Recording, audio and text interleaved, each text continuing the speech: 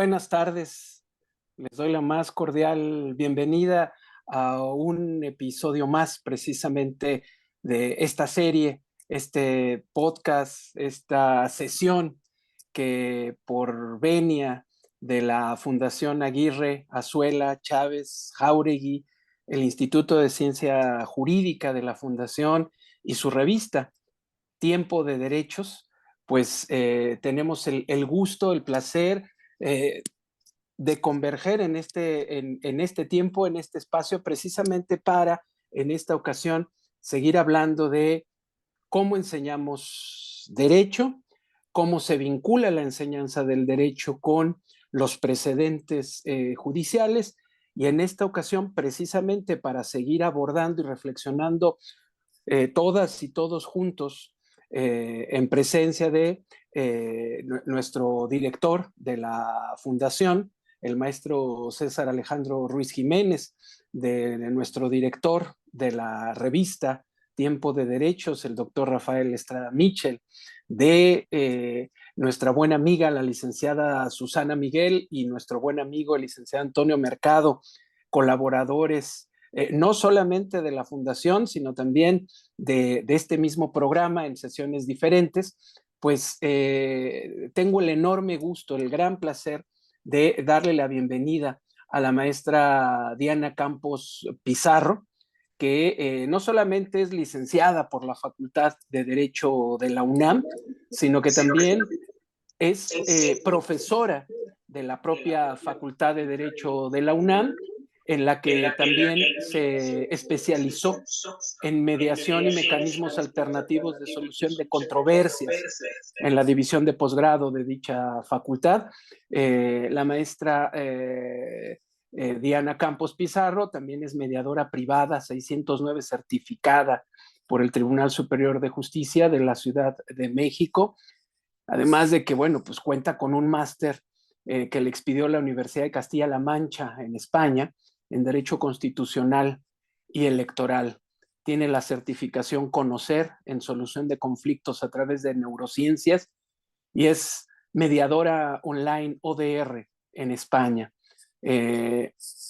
Con toda esta experiencia, insisto, además de ser una reconocida profesora en la Facultad de Derecho de la UNAM, pues en este contexto en el que desde la ocasión anterior, por lo que toca a esta sesión, eh, invité yo a que empezáramos a reflexionar de manera conjunta en torno a la manera como enseñamos en el pasado derecho, la forma como lo estamos haciendo en estos días y la forma en que sería deseable que se empezara a enseñar o que empezáramos, puesto que la mayoría de las personas aquí presentes también son profesoras y profesoras, profesores y profesoras, la manera en el contexto particular en el que nos encontramos, la mejor manera para enseñar derecho o para enseñar derechos, porque también me parece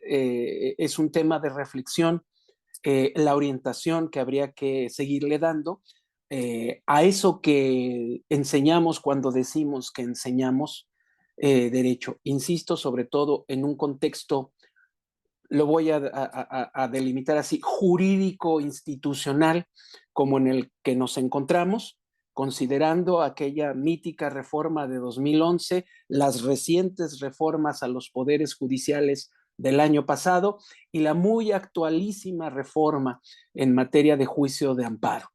En este contexto es que planteo esta reflexión colectiva en torno a cómo estamos enseñando derecho o, en otras palabras, ¿qué enseñamos cuando enseñamos derecho? Y precisamente en ese contexto de las reformas en el cual estamos leyendo con mayor frecuencia notas en torno a la conciliación, la mediación, precisamente como lo que son mecanismos alternativos de solución de conflictos, me parece muy relevante que a partir precisamente de la existencia, el conocimiento, el manejo, la difusión de esos otros mecanismos para solucionar conflictos, tengamos ese acercamiento a cómo a través de la utilización de estas herramientas o mecanismos alternativos para solucionar nuestros conflictos, podemos ir aprendiendo o reaprendiendo eso que llamamos derecho, o mejor dicho, ir aprendiendo y reaprendiendo sobre y el uso de los derechos humanos. Y en ese sentido, pues, insisto, si bien ya la presenté, le doy la más cordial bienvenida a la maestra Diana Campos Pizarro, y precisamente a partir, maestra Campos, de esta presentación, me gustaría en un primer momento, antes de las preguntas más profundas, detonadoras, ¿de qué hablamos cuando hablamos de mediación en el contexto de los derechos de las personas, de los derechos humanos? Bienvenida. Muchas gracias. Muy buenas tardes a todos, a todas. Doctor Carlos Baez Silva, muchas gracias por su generosa invitación a la Fundación Aguirre Azuela Chávez Jauregui. Muchas gracias al doctor Estrada Michel. Muchas gracias, Susana Miguel, César Alejandro. Muchas gracias, de verdad, también al maestro Mercado. La verdad es que estoy muy emocionada por esta generosa invitación. ¿De qué hablamos cuando hablamos de mecanismos? Yo prefiero mencionarlos o llamarlos mecanismos pacíficos de solución de conflictos. La verdad es que no me gusta el nombre o mencionarlos como mecanismos alternos. Como bien comentas, doctor Baez, doctor Carlos Baez, forman parte de nuestros derechos humanos, están ubicados en el 17-18 constitucionales. Y quiero mencionar, tiene muy poco que se emitió la Ley General de Mediación, bueno, de mecanismos alternos de solución de controversias. Realmente la historia de los mecanismos bueno, en México, en la República Mexicana, me gusta resaltar este punto. Se empezó a construir en las entidades federativas. Tiene ya más de 20 años. Quintana Roo, por ejemplo, inició con estas reformas a sus leyes, con un centro de justicia alterna. Después le siguieron otras entidades federativas. Entonces, realmente la construcción ha sido, me parece, desde las entidades, desde las necesidades, desde las comunidades. Y ya posteriormente tuvimos una ley general. Entonces, hablamos de derechos que se han construido, me atrevo a decirlo, desde necesidades muy particulares. Quintana Roo, por ejemplo, tiene la cuestión de la mediación turística. Hidalgo, Veracruz tienen cuestiones de mediación indígena. Entonces, pues a diferencia a lo mejor de leyes que salen del centro, los mecanismos se fueron construyendo en las entidades federativas. Con eso, pues abriría mi charla y daría en parte respuesta, Carlos, a lo que me preguntas. Y ya que lo mencionas, Diana, y me parece muy relevante, digo, por un lado, un movimiento normativo o de creación normativa que va de la periferia al centro, a diferencia de lo que tradicionalmente estamos acostumbrados y acostumbradas a percibir, a que suceda. Es decir, que se modifique lo federal y de lo federal se vayan haciendo adecuaciones en las entidades federativas. Pero esto que mencionas me lleva entonces también a preguntarte, a cuestionarte si eh, este movimiento de abajo hacia arriba o de la periferia hacia el centro implica también, digamos, la necesidad de que el Estado vaya adaptando y adoptando mecanismos que no necesariamente, digamos, me queda claro que hay una ley y que hay todo un marco regulatorio, un marco estatal regulatorio de la actividad de los mecanismos de mediación pacífica de las controversias. Eso me queda claro. Sin embargo, la pregunta es, ¿esto nace desde una iniciativa del propio Estado o atiende más bien a el impulso de, por así decirlo, la propia sociedad, organizaciones fuera del Estado que presionaron precisamente para generar o exigir, no sé cuál sea el término, mecanismos distintos a los jurisdiccionales para solucionar sus problemas. Esto me parecería muy relevante, sobre todo en el contexto en el que estamos viviendo. Pero bueno, no sé, te formulo la pregunta. Muchas gracias, Carlos, por tu pregunta. Sin duda, o sea, sin duda alguna, no es una moda. Esto de los mecanismos de solución pacífica de conflictos no es una moda, es un movimiento y no nada más en México, es un movimiento en muchos otros países, en muchas otras latitudes. Se ha ido generando este movimiento. Eh, Me parece que las leyes, si bien pues son cuestiones humanas, eh, la necesidad obviamente de tener otra forma más eficaz de hacer o de dar acceso a la justicia, pues sin duda alguna son estos mecanismos que se han ido, como te digo, construyendo a partir de necesidades y de conocimientos situados de cada entidad en la República Mexicana, como se los vengo comentando. La reforma que da 2008, la reforma constitucional, que da entrada o da acta de nacimiento a los mecanismos de solución en la Constitución, abre sin duda pues la obligación de que muchas entidades federativas igual pues tengan ya ahora en su constitución y en su normativa local contemplen estos mecanismos. Pero incluso, como les digo, antes del 2008, antes de esta reforma que les da acta de nacimiento a los mecanismos, ya había varias entidades que venían trabajando y además con éxito estos mecanismos. También me parece que la cuestión de los mecanismos son renovados constructos, son cuestiones que dan un acceso a la justicia de manera más cercana, de manera más humana, y me refiero a ellos como renovados constructos porque hay la cuestión de justicia restaurativa, por ejemplo, estos círculos de paz, que es de lo que deseo Mm. hablarles más adelante, estos círculos de paz o círculos de justicia restaurativa lo hacían las tribus maoris en Australia.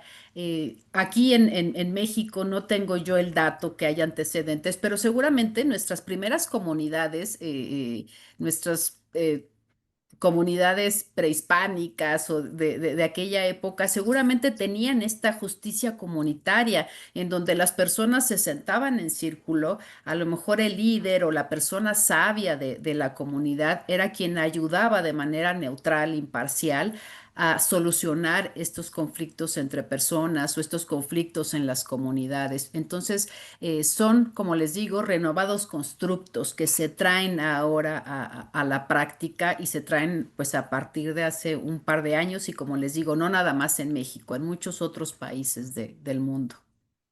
Y a partir de esto, Diana, que mencionas, a ver, entonces yo lo que identifico son, a partir de lo que nos dices, dos situaciones.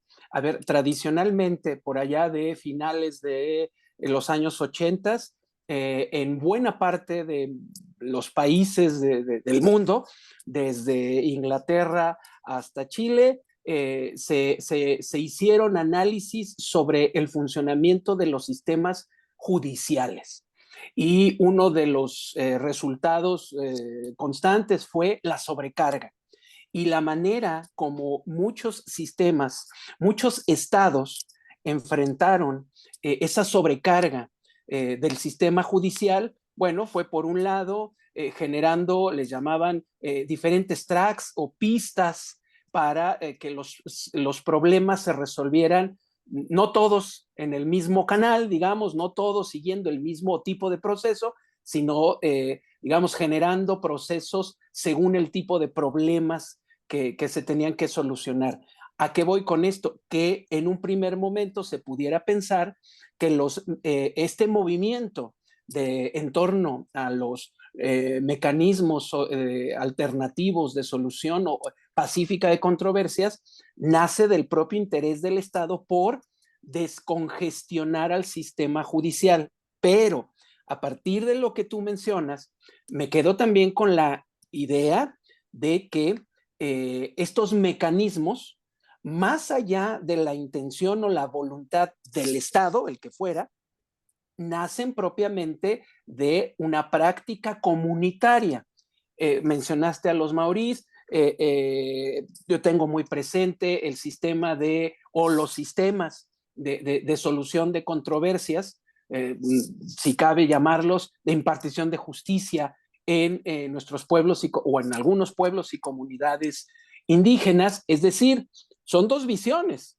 La visión que viene desde el Estado para crear mecanismos alternos para evitar que colapsen los sistemas judiciales, y por el otro, la visión, digamos, de la sociedad, de las comunidades, para echar mano de mecanismos tradicionales que ahí estaban, ¿sí? Para solucionar sus conflictos. ¿En qué momento podemos, si existe esa posibilidad, encontrar si se tocan estas dos visiones? Porque además me parece que no lo tengo claro, pero seguramente tú nos podrías decir, el diseño procesal seguramente atenderá al predominio de una de estas dos visiones, la visión desde el Estado, en el sentido de usar estos mecanismos para descargar a los sistemas judiciales, versus una visión más comunitaria, más ciudadana, vamos a decirlo, de la utilización de estos mecanismos.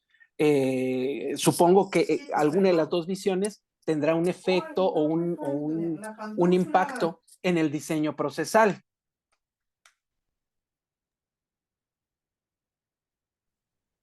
Sí, ya no sé, se me fue la imagen. Sí, sí me Sí te están vemos escuchando. Ah, gracias. nosotros.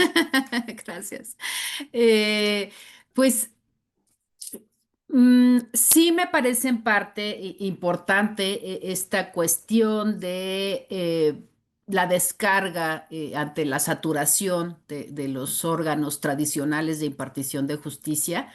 Es una nota importante, pero no me parece que sea lo más relevante en el tema de mecanismos. Realmente hay cuestiones muy, muy particulares que no, a lo mejor no, la justicia tradicional no logra dar solución a cuestiones de más profundidad, me permito yo así decirlo. Hay cuestiones de acceso a la justicia que me parece que el sistema tradicional no tiene capacidad de llegar. Eh, lo menciono yo en cuestiones, por ejemplo, de mediación privada, las partes, sobre todo, ¿no? Que la parte más, pues, difícil quizá de abordar en mediación es la cuestión familiar. Las personas construyen a través de los acuerdos que hacen con una persona tercera imparcial, en este caso una persona mediadora, o como ahora nos llama la ley general, que a mí no me gusta el término de persona facilitadora. Pueden hacer acuerdos tan particulares como lo necesiten. Entonces, realmente el cambio es un acceso mucho más humano a la justicia, que las partes tengan pues esta corresponsabilidad de que a través de sus propios acuerdos, me atrevo a decir, se dicten sus propias sentencias, porque una vez que un convenio de mediación es registrado ante el Tribunal Superior de Justicia de la entidad federativa de que se trate, hace las veces de una sentencia, hace las veces de cosa juzgada. Entonces, el enfoque como les digo, más allá de una descarga a tribunales, es un enfoque de dar verdaderamente acceso al mayor número de personas a la justicia, y con este enfoque mucho más humano, más cercano a la gente. Digamos que a diferencia de lo que sucede con una sentencia dictada por un órgano jurisdiccional, en cuyo caso estamos en presencia de una norma jurídica individual dictada, emitida por un sujeto con autoridad que tiene capacidad de imponer, de hacer uso de la violencia legítima para hacer valer, para hacerse obedecer. En el caso de un convenio de mediación, esta norma jurídica individual es producto, la crean, ¿sí? Con la ayuda del mediador y la certificación del mediador, de la persona mediadora, pero la crean las propias partes en litigio. Es decir, es una norma autocreada, vamos a llamarlo así. No es una norma heterónoma, sino la crean las propias partes. Ahora, a partir de eso, querida Diana, y acercándonos al tema de la exposición, la enseñanza del derecho, y puesto que tú eres profesora de la Facultad de Derecho en estos temas, a ver, es que la manera como nos han enseñado tradicionalmente el derecho es que es producto del Estado. Excepcionalmente, de un decenio para acá, unos 3 lustros para acá más, cuando mucho, hemos estado reentendiendo, comprendiendo que el Estado no es el único creador, o nos ha caído el 20, vamos a llamarlo así, no es el único creador de sistemas o de ordenamientos jurídicos, mejor dicho, de ordenamientos jurídicos dentro del sistema. Y entonces reconocemos, ¿sí? Como plena consecuencia de la autonomía reconocida a las comunidades, a los pueblos indígenas, ¿sí? Los pueblos originarios, esta capacidad para también crear derecho. Pero en el caso de un convenio de mediación, propiamente estamos hablando de la creación de una norma jurídica, claro, como lo sería un contrato, como lo sería un testamento, una norma jurídica individual, pero a partir de la voluntad, ¿sí? El acuerdo de dos personas ajenas al Estado, pero que, digamos, están resolviendo sus propios conflictos cuando nos habían enseñado en aquella, digamos, me habían enseñado a mí en la forma tradicional que esa era una nota distintiva, la solución de los conflictos era una nota distintiva de la soberanía. Entonces, ¿cómo encaja la enseñanza de los medios alternativos o pacíficos de solución de conflictos en la enseñanza tradicional del derecho? Muchas gracias, Carlos, por tu pregunta. Eh, pues sí, como me hiciste favor de presentarme, soy mediadora privada y docente de la Facultad de Derecho de la UNAM de hace un par de semestres para acá. Y además, pues como convencida de la mediación, de los mecanismos de solución de conflictos como herramientas poderosas para la construcción de paz. También dando respuesta a tu planteamiento, Carlos, creo que estamos en un nivel de conciencia y de madurez ciudadana, no nada más, lo digo de manera individual, lo puedo palpar, ver, pues en cómo hemos ido creciendo como sociedad, como personas. Y sin duda estos mecanismos es como pues asumir también parte de esta responsabilidad, de este crecimiento personal y que se va viendo pues también reflejado en estas instituciones como son la mediación, los mecanismos de solución de conflictos. Por mi parte, igual lo refiero, pues tuve el privilegio y lo quiero compartir, algo profundamente personal y significativo para mí, es que tuve el privilegio de ser alumna y pasanta del maestro Ernesto Gutiérrez y González. Por muchos años tomé las materias de Derecho Civil con el maestro. Además, también tuve oportunidad, pues, de ser, digamos, colaboradora en la revisión de sus textos jurídicos, de sus obras jurídicas. Y ahora, con el paso del tiempo, en esta toma de conciencia, me doy cuenta que su método de enseñanza era lo que se denomina el aprendizaje basado en casos.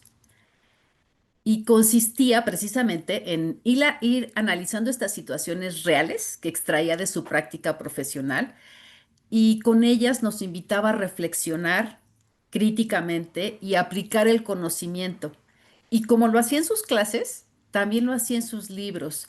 Entonces, pues fue algo que ahora me doy cuenta, que ese enfoque, esa huella que dejó en mí, pues la llevo en mi forma de enseñar derecho, de enseñar mecanismos, en mi forma de escribir y en mi forma de comprender el derecho, pues como una herramienta viva, como una herramienta ética y transformadora.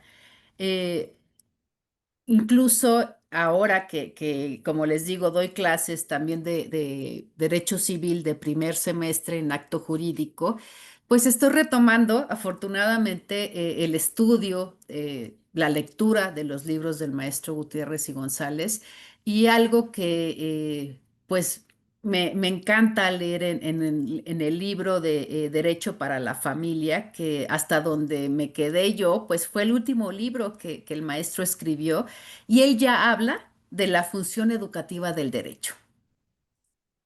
Entonces, pues ahora, como les digo, teniendo yo pues todo aprendizaje pedagógico con el maestro, me doy cuenta que más que memorizar conceptos, a lo que él nos llevaba era a una enseñanza vivencial. Y eso es lo que yo me parece que tiene ese método, que es lo que provoca ese método de aprendizaje basado en casos. Y bueno, obviamente Gutiérrez y González con sus personajes muy memorables, la abogada Toña Ñoña, Procopio, pues van dejando una huella profunda.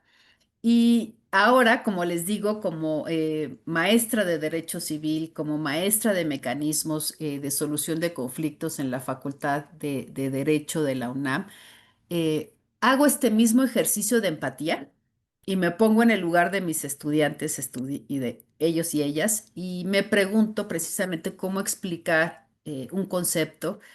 ¿Qué ejemplos les voy a traer de mi práctica profesional para que más allá de que comprendan el concepto, más allá de que vean en la ley, lean el artículo, cómo genero que esta enseñanza la hagan propia? Porque yo creo que transmitir conceptos, pues no es nada más repetir y repetir lo que el maestro está diciendo, es invitar al alumno, a la alumna a pensar, a sentir, a transformar lo que está pues viniendo al aula a escuchar.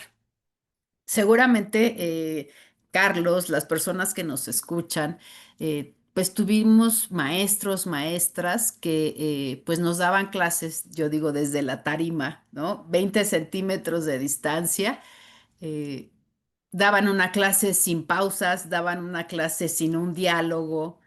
Y muchas veces esta pues distancia de 20 centímetros de tarima se convertía en una pues incluso a distancia emocional mucho mayor.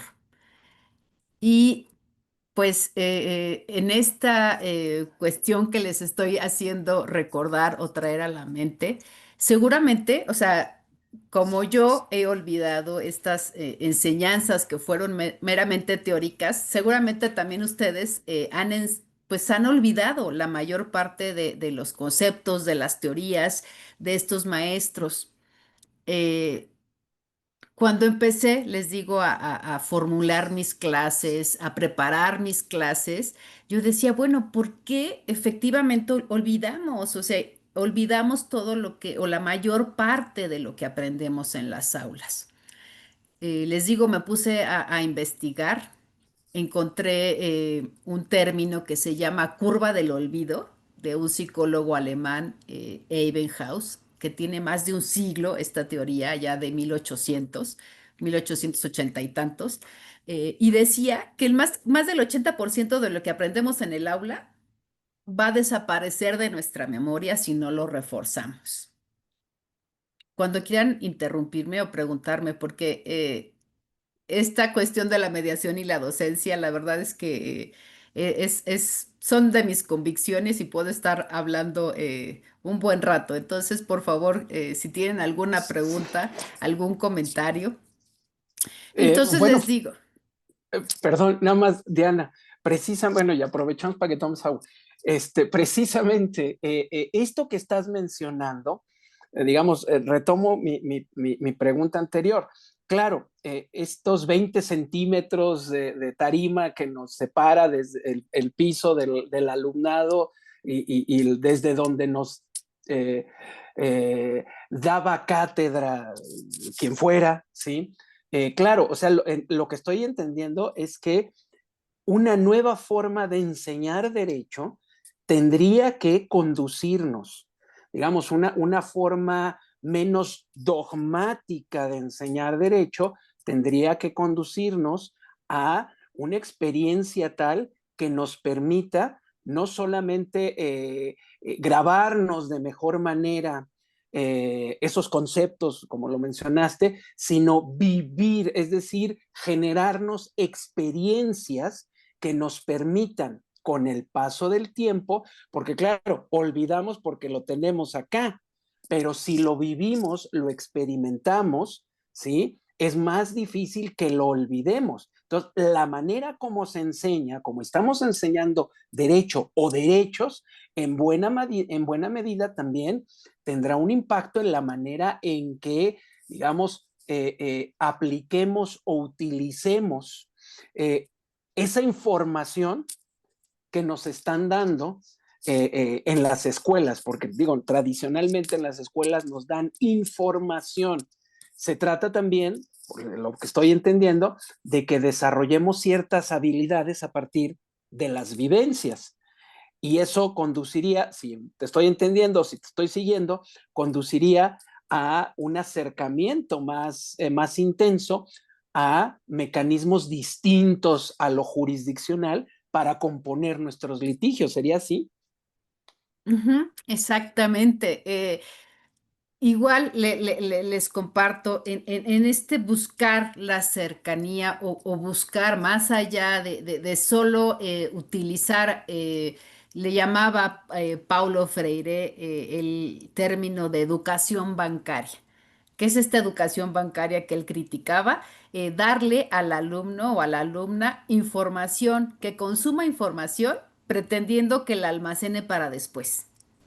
Entonces, a lo que también quiero llevar irle dando respuesta a tu pregunta, Carlos, es que si tenemos esta curva del olvido de hace más de 100 años que nos investigaba Ebbinghaus, si tenemos esta educación bancaria que criticaba Freire y además al contexto actual le sumamos las redes sociales, que ofrecen a los estudiantes información rápida, superficial, y además quiero subrayarlo, es información, no es conocimiento.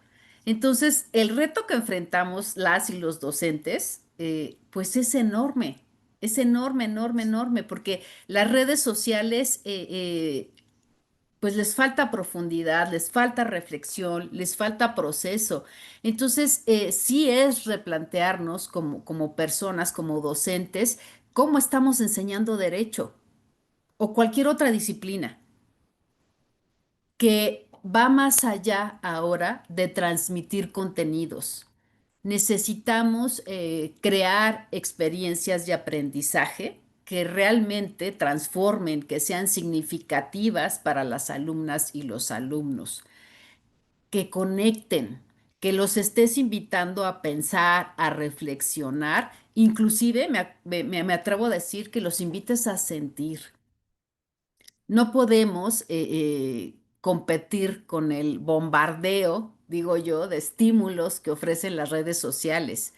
Y mira, yo por mi parte les comento, les comparto, me considero una maestra incluso apapachadora de mis alumnos y alumnas, pero también soy firme. O sea, en mi clase no hay uso de celulares, porque no hay, como les digo, pues no hay quien compita ahorita con las redes sociales.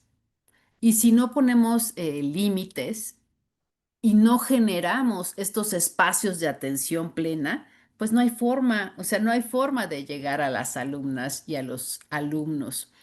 Entonces sí, o sea, es acortar, Carlos, esta distancia de los 20 centímetros emocionales y buscar reconocer, co-construir y hacer comunidad. Y por eso, en su momento, como les digo, en esta reflexión del método de enseñanza del maestro Gutiérrez y González, y que ahora pues me lleva a traerla como docente de la facultad, y sumado con esta formación de mediadora privada y como docente, como les digo, de mecanismos pacíficos, pues más que encontrar una técnica, me atrevo a decir que encontré un marco ético o una práctica que realmente puede transformar el aula en un espacio de diálogo genuino, considerando que realmente se puede construir personas, o más bien se pueden construir los conocimientos entre personas que se escuchan, que se respetan y que se están reconociendo. Y por eso más agradezco profundamente esta invitación, que me inviten a compartir en este espacio de Enseñemos Derecho, eh, porque traigo ahora, como les digo, a mi práctica docente todas las demás herramientas, todos los demás recursos que nos da la mediación, que nos regala la mediación y nos regalan los mecanismos de solución de conflictos. No solo se limita la mediación, los mecanismos, a enseñar cómo resolver conflictos. Se trata de generar autoconocimiento. Se trata de que aprendamos a gestionar nuestras emociones, que validemos, que reconozcamos a las personas, que valoremos los espacios, los tiempos de crecimiento, los procesos de cada persona. Y sobre todo algo muy simbólico en estos procesos de mediación, de mecanismos, es que es acompañar procesos únicos.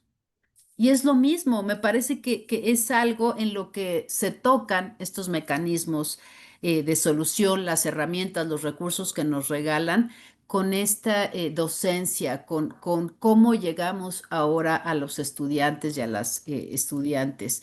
Entonces, retomando, como les digo, esta parte de la educación como una forma de integrar a las personas, no solo para hacerlas profesionistas competentes, sino enseñarlas también a ser personas íntegras. Les reitero, la mediación, los mecanismos desde mi punto de vista, pues no solo sirven para resolver conflictos, también nos enseñan a vivir de una forma mucho más humana, mucho más colaborativa. Y lo digo con convicción porque así lo vivo. Son herramientas que pueden transformar, son regalos para el ser, nos dan o nos van enseñando habilidades para mejorar nuestra vida cotidiana. A partir de esto que dices, Diana, bueno, yo traía por ahí otra pregunta, pero en buena medida ya la contestaste. ¿Por qué? Porque a partir de la memoria, el recuerdo que haces de don Ernesto Gutiérrez y González y sus libros llenos de historias, a partir de esas historias en los libros, y yo no tuve el gusto de que fuera mi profesor, pero estoy seguro que también en las clases, pues seguramente a partir de esas historias, a partir de esas narraciones, venía la enseñanza, que consistía no solo, o seguramente no solo consiste en transmitir información, sino también en generar o provocar la reflexión. ¿Sí? El buscar el desarrollo de ciertas habilidades. ¿Esto por qué lo menciono? Porque ordinariamente asumimos que no es suficiente con el texto normativo. Es decir, no es suficiente con lo que dice la Constitución, con lo que dice la ley, con lo que dice la jurisprudencia. En torno al texto de la jurisprudencia, en torno al texto de la ley, en torno al texto del tratado, en torno al texto de la Constitución, ordinariamente hay una narración. No estoy diciendo una interpretación, esa es otra cosa. Una narración, es decir, construimos una narrativa en torno a las normas jurídicas para facilitar no solamente su comprensión, sino su aceptación y para facilitar, digamos, la obediencia a la norma. Lo que tú nos acabas de exponer, me queda claro, forma parte de la narración en torno a los mecanismos pacíficos de solución de conflictos, los famosos más, los mecanismos alternativos de solución de conflictos, precisamente una narrativa distinta a la narrativa tradicional del derecho, donde la violencia, ¿sí?, juega un papel preponderante. Es decir, en el esquema tradicional, yo le pido a quien juzga someter el interés de mi contraparte a mi interés propio. Y para eso, ¿sí? Quien juzga, pues tiene esa posibilidad de echar mano de los mecanismos de coacción, ¿sí? La violencia legítima. Acá no, acá estamos en presencia de una narrativa completamente diferente, en el cual me queda claro, tenemos que acabar de nuevo ante un órgano estatal para darle, digamos, el respaldo, pero la violencia está hacia el final del proceso, no está hacia el final del funcionamiento del mecanismo, no está ni antes ni durante, sino lo que se está privilegiando es el acuerdo.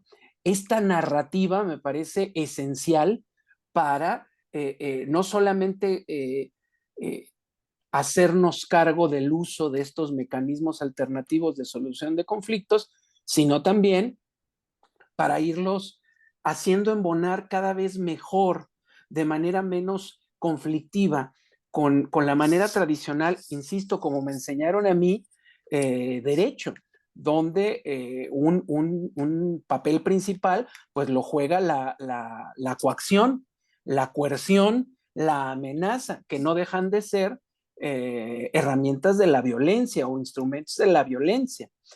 Entonces, a partir de ahí, supongo que esta narrativa en torno a los medios, esta narración acerca de los medios, es fundamental. Sin embargo, en tu experiencia, ¿qué tanta resistencia hay? No solamente para la enseñanza, sino para digamos, no me refiero solo a la resistencia que podemos enfrentar de un cierto alumnado ya formado de alguna manera en la tradición, sino también en el resto del profesorado, porque al final es una narración distinta a la que tradicionalmente estamos acostumbrados a escuchar cuando enseñamos derecho. ¿Cómo se enfrenta, cómo te enfrentas a esta situación, Diana? Muchas gracias, Carlos. Pues me dejas reflexionando.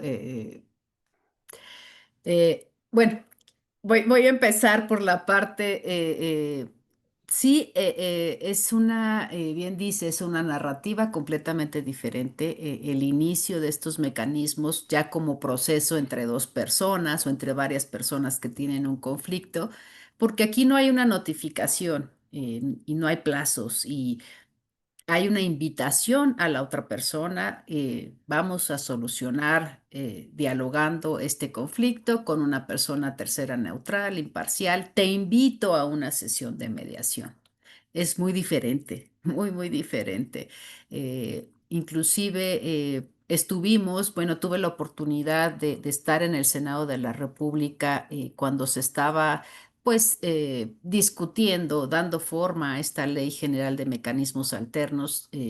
A varias personas del grupo nos estuvieron invitando a varios foros en entidades de la República Mexicana y una cuestión que estuvimos pues tratando de empujar fue hacer, si no obligatorio el que las personas vayan, porque ahí sí creo que no debe ser tampoco algo obligatorio que las personas vayan, permanecer como una cuestión voluntaria para las personas, el acudir a mediación me parece importante, pero sí quizá lo que ya utiliza hace un par de años el Estado de México, es estas juntas informativas. Entonces, si una persona demanda, tiene ahora sí como una etapa prejudicial antes de que se admita su demanda, se le pide que asista a la parte que demanda y a la parte que están demandando,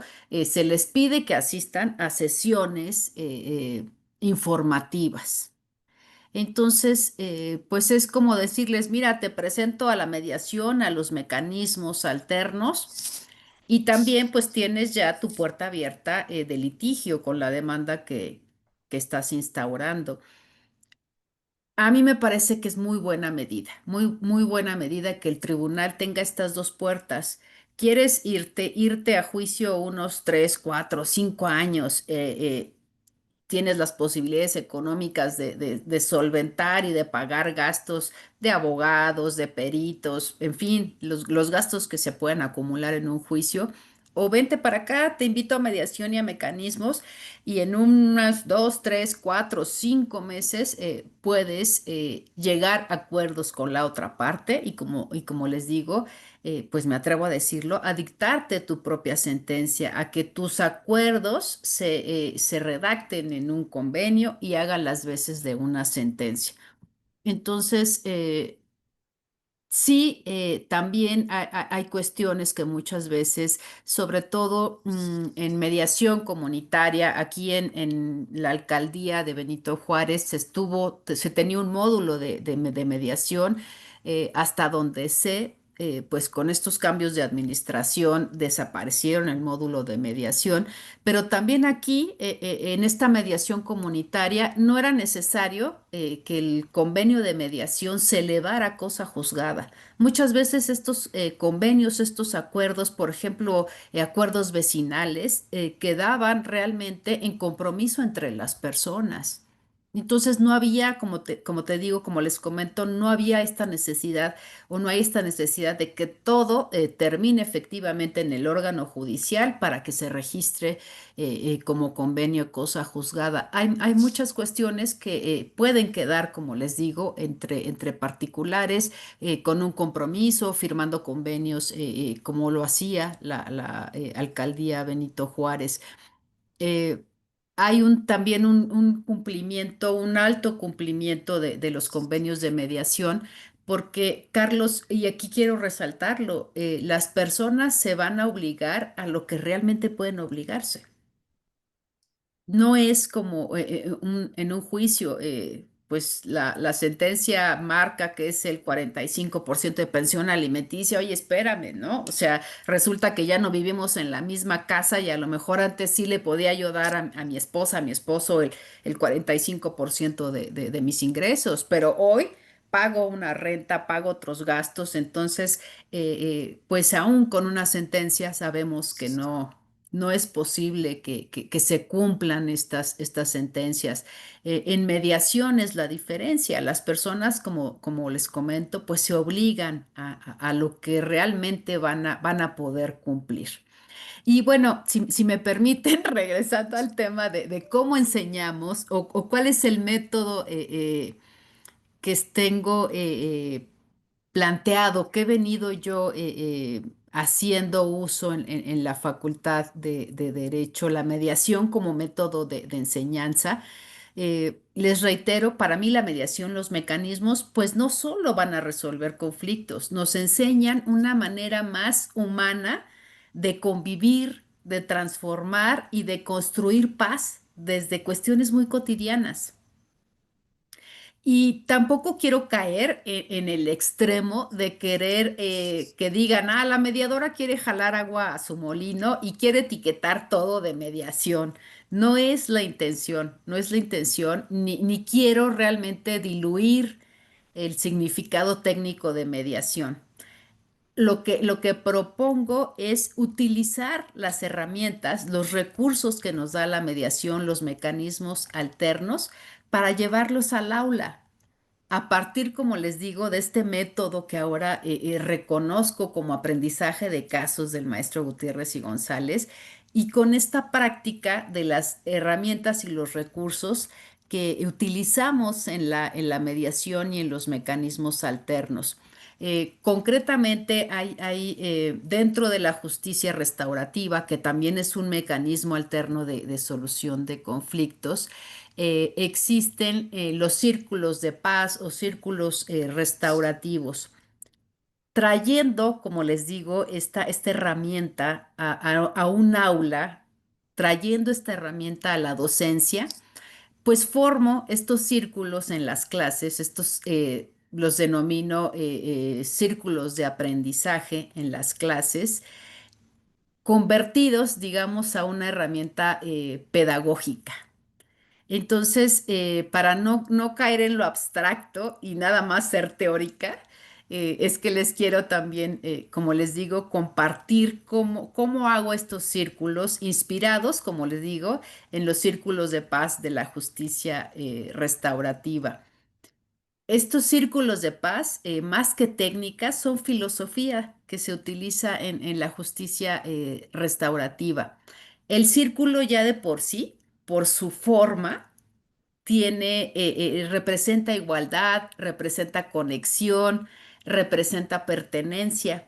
Y entonces, integrar estos círculos a las aulas, eh, lo que intento hacer, lo que empiezo a generar es espacios seguros para el diálogo, para la reflexión y para una construcción común del conocimiento, efectivamente trayendo este método de ejemplos, este método eh, eh, de hacer vivo el conocimiento, de hacer una comunidad viva y que yo no sea la única que está repitiendo y repitiendo en clase, o a lo mejor nada más leyendo la ley, o a lo mejor nada más leyendo el código, sino instando a los alumnos, a las alumnas que participen.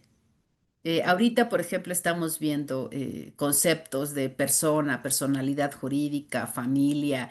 Entonces les digo, a ver, dime tu concepto de familia. No busques un concepto jurídico de familia. Dime tu concepto de familia. Dime tu concepto de persona. Entonces, es instarlos a que aprendan y vayan soltándose, vayan soltándose. Como les digo, esta justicia restaurativa, estos círculos de paz llevados al aula como círculos de aprendizaje, es percibirnos como iguales. Yo también me integro a estos círculos, nos sentamos todos en círculo, este grupo sobre todo que quiero mucho a mis alumnos, alumnas de este semestre, la verdad es que vienen súper abusados con muchas preguntas. Nos sentamos todos en círculo y desde la primer clase, Carlos, desde la primer clase les pido, vamos a sentarnos en círculo, les empiezo a comentar todas las clases, vamos a iniciar en este círculo, les voy a formular una pregunta de autoconocimiento. Pueden, pues igual que en los mecanismos, igual que en una mediación, pueden o no responder la pregunta. Yo, pues los invito a que respondan para que se vayan habituando a hablar en público. Y bueno, hay preguntas al principio del semestre, la verdad es que son preguntas, me atrevo pues a calificarlas de preguntas muy bobas, para que ellos empiecen a tener confianza en hablar de lo que les es común, de lo que les es muy cotidiano. Yo también, como parte de este círculo, sentada con ellos, no ocupo la tarima, muy poco, la verdad es que ocupo la tarima. Respondo también a estas preguntas. La verdad Eh, también, au- ajá. Ahora, esto que estás mencionando, Diana, a ver, es que tradicionalmente nos enseñan, regreso a la enseñanza tradicional, derecho procesal o teoría del proceso, ¿sí? Ordinariamente vemos esto como un triángulo, es decir, están las dos partes y el vértice superior es quien juzga. Es decir, si nos vamos a las figuras, también es relevante el cambio. Es decir, pasamos del triángulo, donde tenemos dos partes equidistantes de un solo vértice, y ese vértice es quien tiene el monopolio de la violencia legítima, a una figura circular, pasamos de un triángulo a un círculo, donde efectivamente están todos en condiciones, a ver, de igualdad, no como se supone que están en igualdad de armas en un proceso ordinario, porque estamos hablando de un nivel distinto o de una circunstancia distinta. Pero ya que mencionas lo que haces con tu equipo, con tu grupo de estudiantes en la Facultad de Derecho, eh, eh, asumo, Diana, pero te lo pregunto, porque quizá quien te escuche, insisto, hablo por mí desde mi formación tradicional.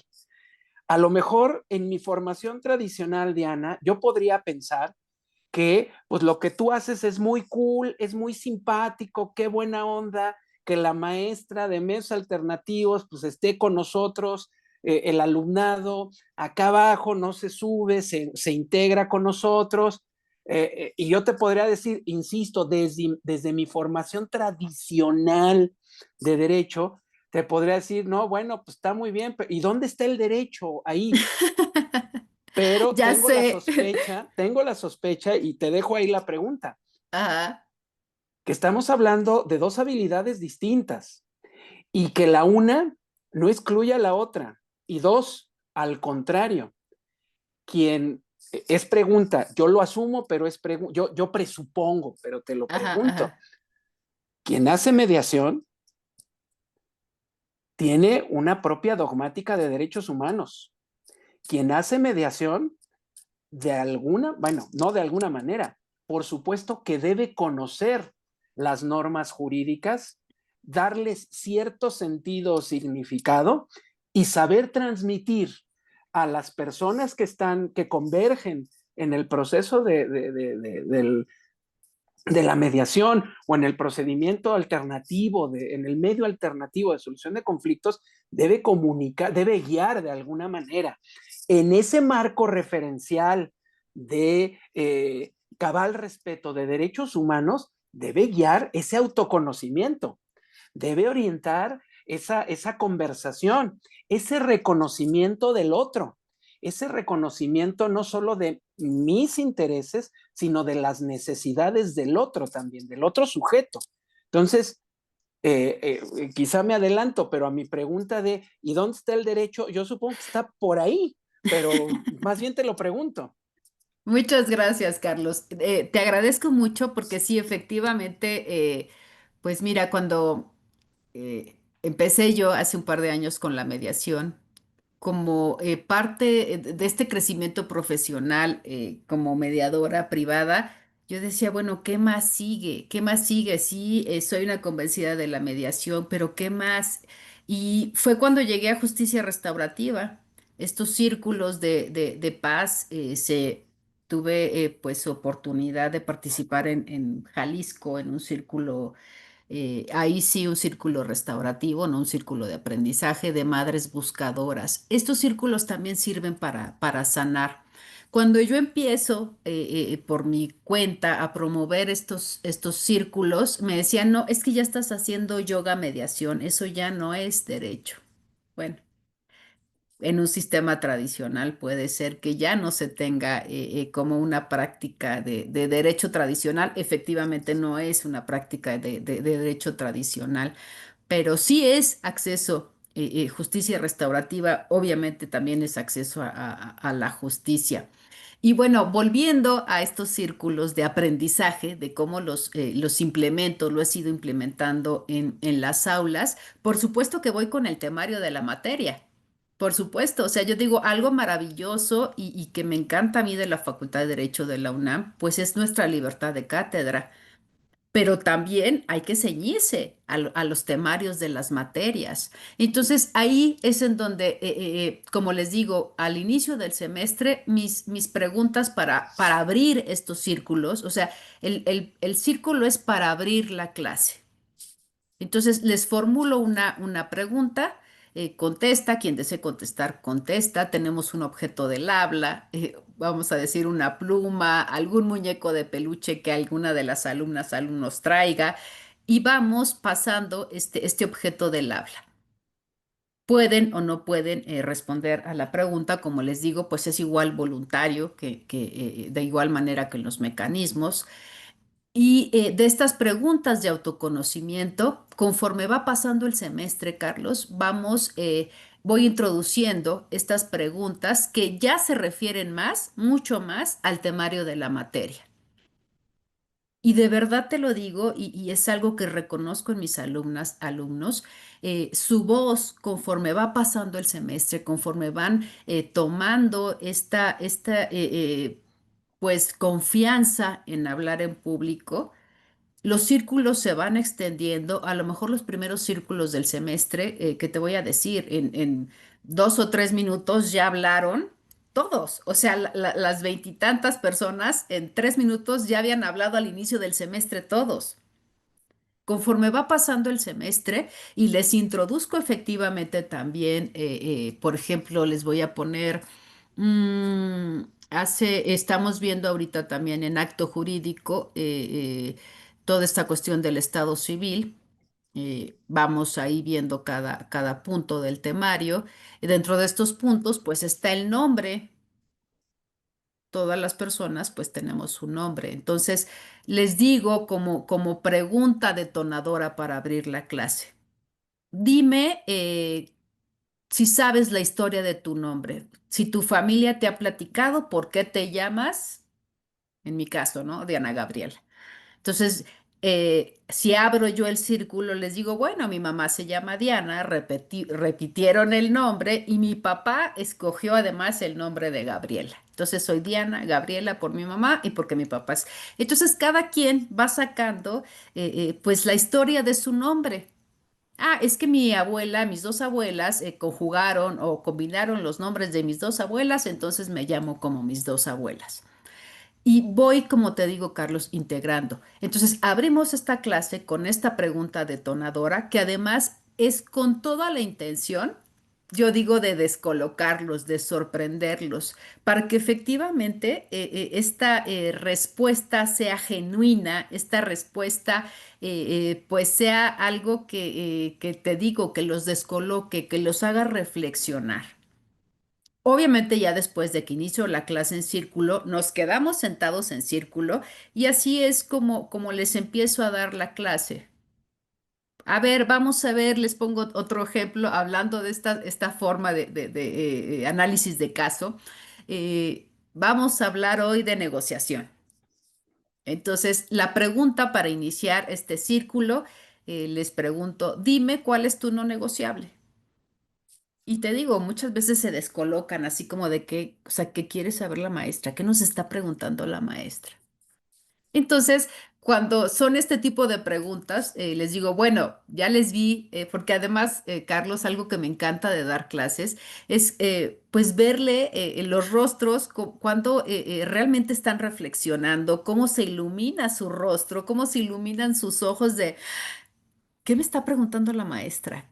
¿Qué tengo que contestar? Y también se los digo, en estas preguntas de círculo no hay respuestas buenas ni malas, no hay respuestas correctas, incorrectas.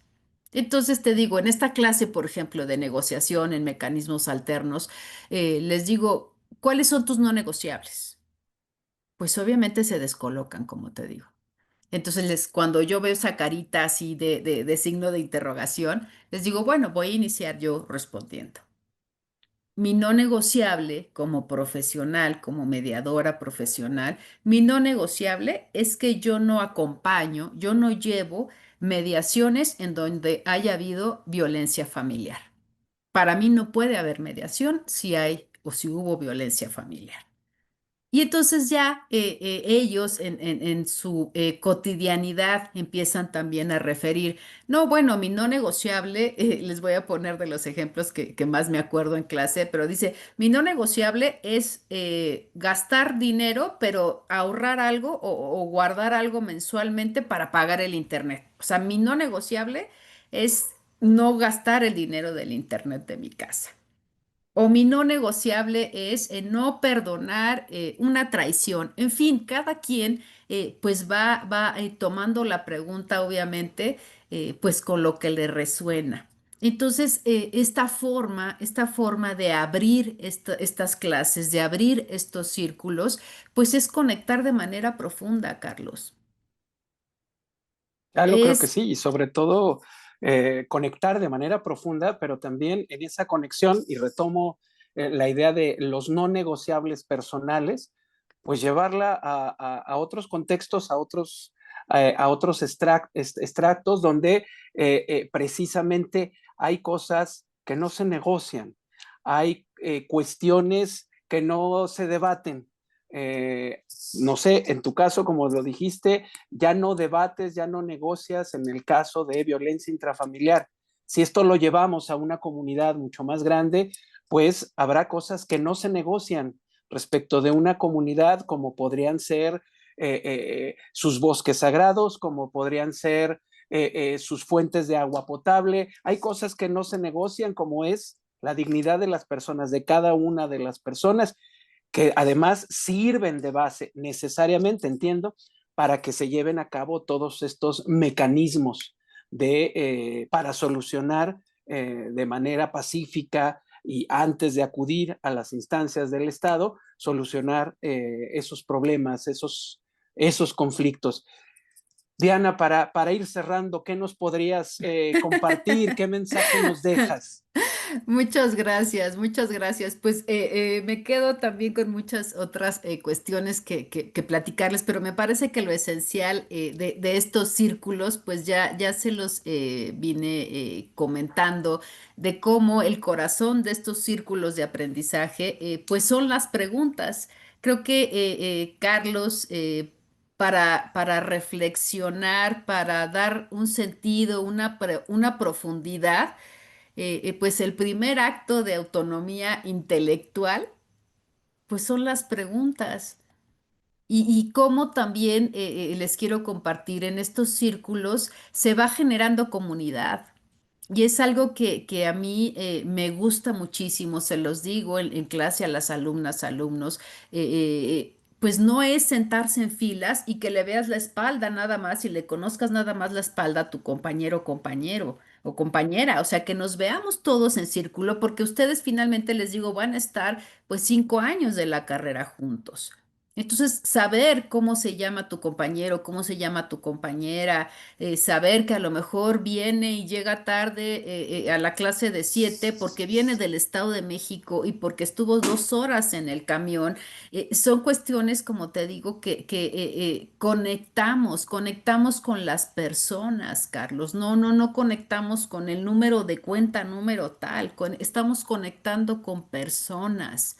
Y como te digo, formar comunidad, vernos como una comunidad es muy importante, muy, muy importante. Creo que esta parte de la conciencia que hablamos un poco, de esta conciencia social que ha ido creciendo y la parte de fortalecernos como comunidad, pues es primero que nada conocernos, primero que nada valorarnos, reconocernos, escucharnos. Eh, no hay forma, me parece que no hay forma de reconocer pues cuestiones de injusticia, de intolerancia, sino a partir, como te digo, de hablar, de dialogar. Eh, También de las experiencias que más me gustan en estos círculos, les pregunté hace poco, el lunes, en estos círculos, les dije, ¿cómo te has sentido en estas clases? ¿Qué te parece esta dinámica de círculo? Y pues nunca dejan de sorprenderme, nunca dejan de sorprenderme las respuestas de mis alumnos, alumnas. Eh, Decía una de mis alumnas, maestra, es que el primer día, aparte Carlos, déjame platicarte, eh, este semestre, la primer clase para estos alumnos, alumnas, la primer clase de toda su carrera iba a ser acto jurídico, lunes 7 de la mañana. Entonces yo sí sentía así como que la super emoción de, tiene que ser algo que les impacte este círculo. Entonces yo les preguntaba ese día, ¿cómo te sientes? No dormí de los nervios, no comí, siento el estómago revuelto. O sea, todos obviamente venían con muchísima emoción. Yo también venía con mucha emoción porque te digo, era la primer clase de toda su carrera.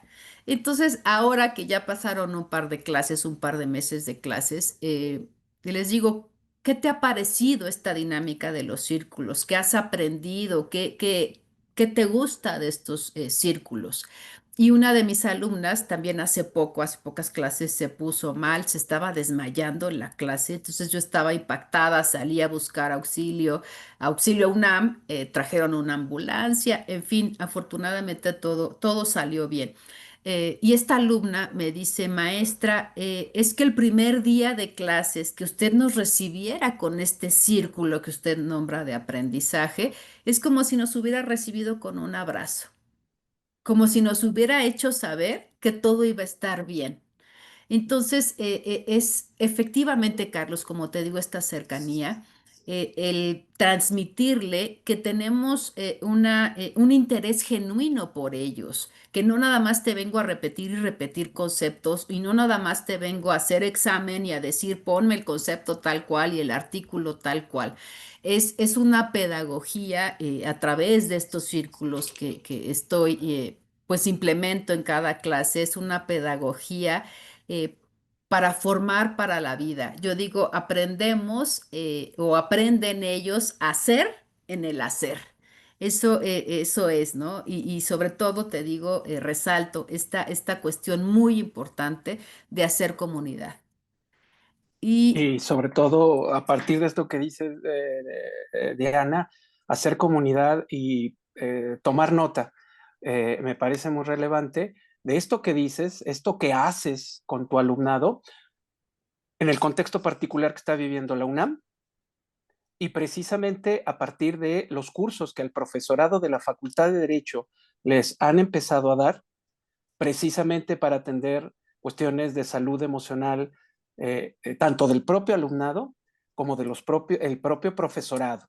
Es decir, institucionalmente, creo, se está haciendo algo para atender, insisto, el contexto particular que todos conocemos, que se está dando en estos momentos en la UNAM. Y la verdad es que te reconozco la forma en que estás contribuyendo a que empecemos a formar profesionales del derecho con una perspectiva diferente, personas dedicadas a buscar, no a patrocinar litigios, dirían por ahí, sino más bien a contribuir a que se solucionen los conflictos. Y para eso pues sí, es bien importante no solo conocer bien, tener bastante información jurídica, conocer las normas, saberlas aplicar, saberlas interpretar, sino también, como tú lo acabas de decir, un crecimiento personal y sobre todo la búsqueda del reforzamiento, de la generación de una comunidad, la que nos toque, en el tamaño que nos toque, en el contexto que nos toque. Lamentablemente creo que en este país necesitamos nuevamente reforzar nuestros lazos comunitarios. Quizá en no en todas las partes, pero me parece que sí necesitamos reforzar esos lazos comunitarios para hacer frente a muchas de los desafíos que estamos enfrentando como comunidad y como personas y como ciudadanos. así es. Sobre todo, sabes que, Carlos, yo lo veo, datos duros en cifras. Si la tercera parte de la población nacional estamos vinculados de alguna forma con los centros educativos, si llegamos con estos mecanismos de solución de conflictos, de estos mecanismos pacíficos, pues el mejor vehículo para ir ahora sí que sembrando en las comunidades, en las familias, pues el mejor vehículo, el mejor puente son las personas jóvenes para que lleguen, como te digo, como estas semillas, pues que traigan toda esta respeto de la diversidad, toda esta construcción de comunidad. El mejor puente son los jóvenes, son las jóvenes. Y estoy convencida que si movemos a los jóvenes, a las jóvenes, vamos realmente a poder generar un cambio, un cambio desde lo profundo, desde nuestras casas, desde nuestras familias, desde nuestras comunidades. Son los jóvenes, son las jóvenes que pueden hacer un cambio, una diferencia con esta formación mucho más integral, no nada más de derecho, no nada más de la disciplina que estén estudiando, de contaduría, de medicina, lo que estén estudiando, sino hacer realmente personas de una formación integral como personas. Pues Diana, muchísimas gracias por la oportunidad de escucharte.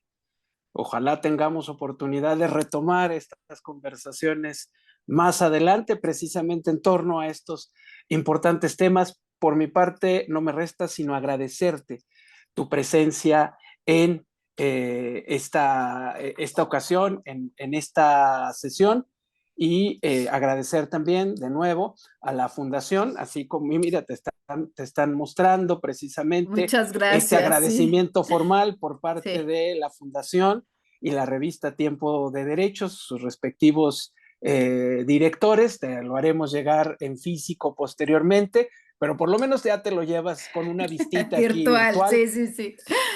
Muchísimas Ajá. gracias, Diana. Muchísimas A ti, gracias Carlos. a todas A las todas, personas que quienes nos hacen el acompañaron. programa posible, exacto, y a quienes nos acompañan. Muchísimas gracias. Muchas gracias, Carlos. Un abrazote. Al contrario, no sé si alguien más quisiera exponer algo más. Bueno, yo solo quisiera darle las gracias por esta extraordinaria plática y por esta propuesta tan interesante sobre cómo revolucionar la educación en nuestro país y con qué grandes ejemplos como el de don Gutiérrez y González que nos pusieron.